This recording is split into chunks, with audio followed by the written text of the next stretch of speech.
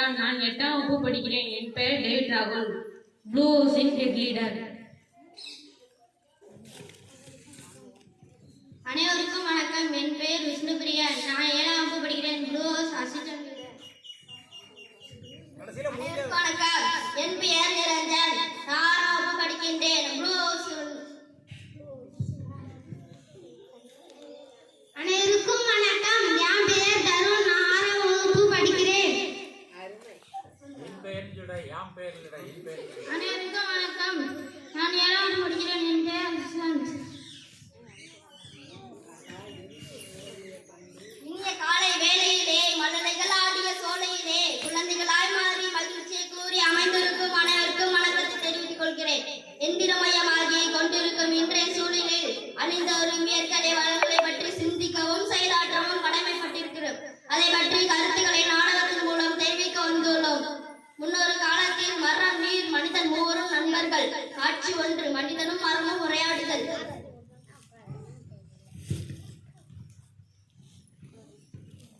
மரமே, எனக்கு தேவையான காய்கறிகளை தருகிறாயா? நண்பா, எனக்கு தேவையான நீரை மட்டும் தான். உனக்கு தேவையான காய்கறிகளை தருகிறேன். சரி, நான் சென்று நீரிடம் கேட்கிறேன். நீரே, மரத்திற்கு தேவையான நீரை தருகிறாயா? வா நண்பா, வா. என்ன இப்படி கேட்டுவிட்டாய்? நீ என் உயிர் நண்பா. நீ என்னையே எடுத்துக்கொள். சரி, நான் சென்று மரத்தை நடுகிறேன்.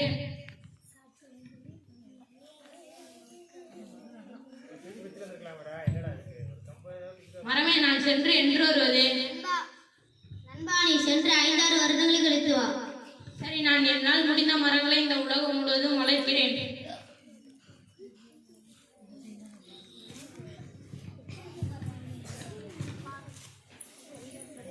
காட்சி 2. 5-6 வருடங்களுக்கு பின். அவ்வாடா, 5 வருஷம் முடிஞ்சிட்டு. மரத்தில் காய்கள் கனித்திருக்கும். வா நண்பா, வா. பழங்கள்.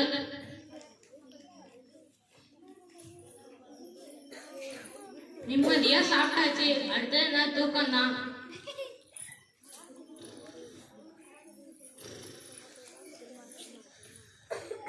மறுபடியும் பசிக்குது. இன்னும் கொஞ்சோண்டு சாப்பிட்டு போ. இதே எத்தனை நாள் தான் செய்யறது? பழக்கமான வேலை தான். இருந்தாலும் நம்ம நண்பர்கள்ட்ட போய் ஏதாச்சும் பேசுவோம். நண்பர்களே, நம்ம எல்லாரும் ஒன்னா கூடியாச்சு. நம்ம எல்லாருக்கும் யூஸ் ஆகிற மாதிரி இருக்கணும். நண்பா, நான் மனிதனுக்கு தேவையான ஆக்சிஜனை என்னிடம் தான் இருக்கிறது. அது மட்டும் இல்ல, மனிதனுக்கு தேவையான ஆக்சிஜனை என்னிடம் தான் உற்பத்தி செய்கிறேன். நண்பா, மனுஷங்க சாப்பிடும் போது உள்ளுக்குள்ள ஏதாச்சும் மாட்டிக்கினா, அதாவது தாகவே தீக்கிறவனா இருந்துக்கிறேன். சரி, அவ்வளவுதான். மீட்டிங் ஓவர், எல்லாம் கிளம்புங்க. மரமும் நீரும் நமக்கு தேவையான தராங்க. அவங்கள நல்லா பயன்படுத்திப்போம். காட்சி 3. மனிதன் யோசித்தான். சிறிதளவு தொழிற்சாலை அமைக்க திட்டமிட்டான். கட்டுறதுக்கு மரத்தை வெட்டி கற்றுக்கலாம். அங்கங்க தேவைப்படும் போது கொஞ்சோண்டு தண்ணியை ஊற்றிக்கலாம். அதுலேருந்து ஒரு அழுக்கு தண்ணி என்ன பண்றது? அதுலேயும் ஆத்திரே திறந்து விட்டுருவோம். சரி, இதை பற்றி மரத்துக்கிட்ட போய் பேசுவோம். மரமே, நான் ஒரு தொழிற்சாலை அமைக்க திட்டம் தேவைப்படுகிறார். என்னை அழிக்க போகிறாயா? வசிக்கும் போது ருசிக்க பழமும், உறங்கும் போது உறங்க இடம் தந்து என்னை அழிக்க போகிறாயா? ஆமாம், என் தேவையை நான் பூர்த்தி செய்து கொள்ள வேண்டாமா? நான் நீரிடம் சென்று கேட்கிறேன். கொஞ்சம் இப்படி திரும்பிக்க சைடா எல்லாரும் பார்வைக்கு வந்துட்டியா? நண்பர் துரோகி, எங்களை அழிக்கணும்னு எப்படி மனசு வந்துச்சு? என்ன சொன்னாலும் சரி, நீங்க என் பேச்ச தான் கேட்கணும். ஏன்னா நான் தான் இந்த காட்டுக்கு ராஜா. முட்டாள் மனிதனே, எங்களை அழித்து விட்டால் உள்ளே போல் இருக்கும் காடு பாலையாகிவிடும். அதுக்கு பிறகு எந்த காட்டுக்கு ராஜாவாகுவார்? நீங்க என்ன சொன்னாலும் சரி, நீங்க என் பேச்ச தான் கேட்கணும். ஏன்னா நான் ஒரு தடவை முடிவு பண்ணிட்டா என் பேச்ச நானே கேட்க மாட்டேன். காட்சி 4. மறுநாள் காலையில் மனிதன் மரம் வெட்ட புறப்பட்டான்.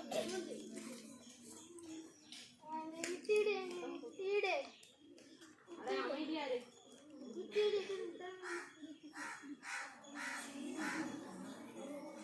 சைடா நின்று செய்ப்பா. வாடா, ஒரு வழியா கட்டி முடிச்சாச்சு. அடுத்து தண்ணி தான். வந்துட்டியா நண்பர் துரோகி? எங்களை விட்டு விடு. அதான் அமைதியா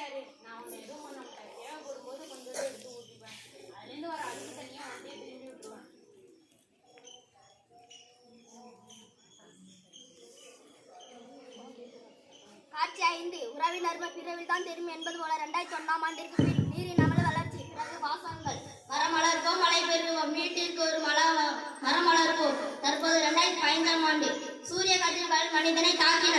2025ஆம் ஆண்டு ஆட்சிதான் கிடைக்கும் என அறிவிப்பு பலகைகள். இருமல், யாராவது தண்ணி கொடுங்க. தண்ணீரா? உலகம் அழிவதற்கு காரணங்கள் சொன்ன மனிதர்கள் மனிதரால் தான் உலகம் அழிய போது என்று சொல்லவில்லை.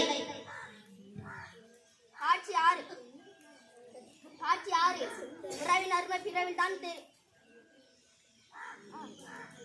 காட்சி ஆறு நீல நிறவான நிலா சோறு சூரிய உதயம் எல்லாம் முடிந்தது. இரவெல்லாம் பகலென ஒரே பல்லு நிறம்தான். உலக நன்னீரின் அளவு குறைந்து கொண்டே வருகிறது. உலகில் இருந்த 50% காடுகளை உங்கள் தேவைக்காக அழித்து விட்டீர்கள். உங்கள் தலைமுறையில் நாங்கள் எங்க போவது? மழை பெய்யவில்லை, நாங்கள் என்ன செய்வது? அட அறிவாளிகளா, மழை இல்லை என்றால் மரங்களை வளர்க்க வேண்டும், மரங்களை அழிக்க கூடாது.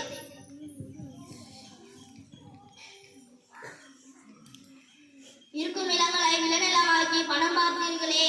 இப்போ உணவும் இல்லை, குடிக்க நீரும் இல்லை, சுவாசிக்க சுத்தமான காற்றும் இல்லை. உயிர் போகும் நேரத்தில் மன்னிச்சு விடு, நாங்கள் செஞ்சது தப்புதான்.